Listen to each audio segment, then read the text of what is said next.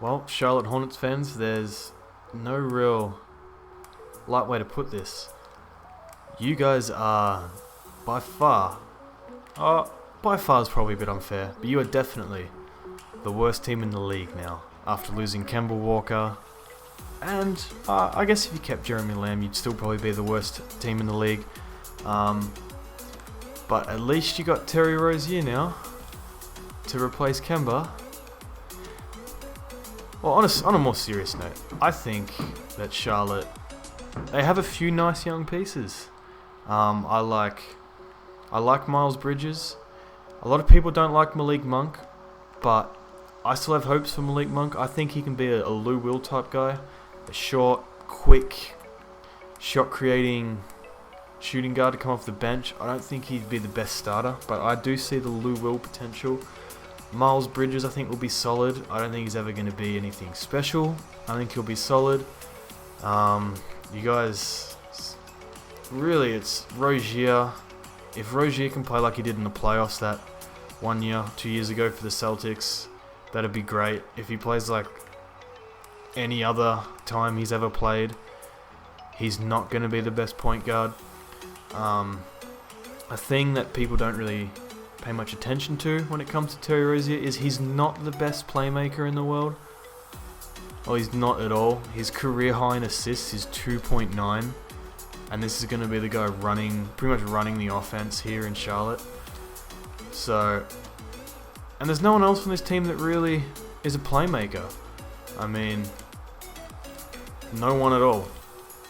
I think of everyone on the team, he's averaged the most assists.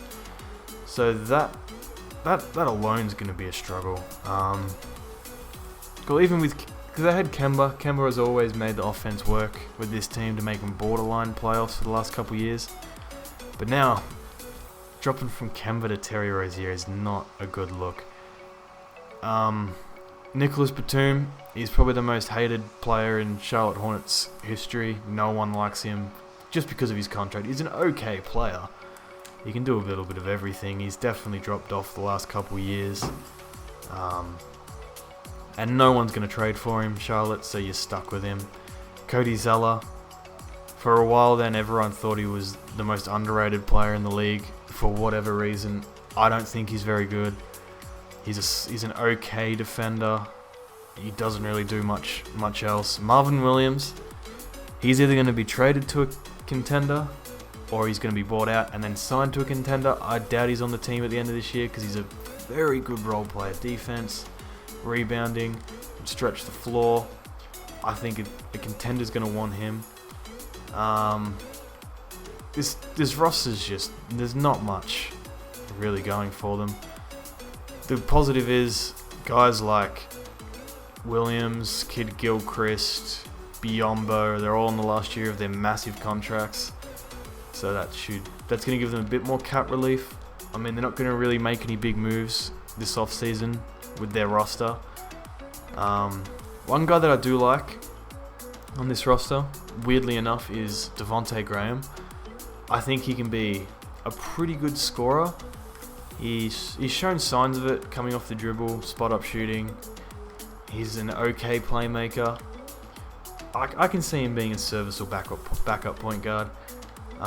In terms of their draft, PJ Washington, I mean, I think PJ Washington is going to be a solid player, but the issue I have with Charlotte drafting them is Charlotte should have gone with someone with a bit more potential to be a star. Because PJ Washington, I don't think he's going to be a star. He's going to be a very good role player. I think that's his ceiling. If I'm wrong in a few years, then anyone who watched this can laugh at me. But I think his ceiling is he's got a high floor and a low ceiling. Pretty much what I'm saying. I don't think he was really worth the 12th pick for Charlotte. They should have gone somewhere else. And Cody Martin out of Nevada, the senior, I believe. Very good player. I think he's going to come in and have an impact right away. I think he won't have a problem getting into this rotation.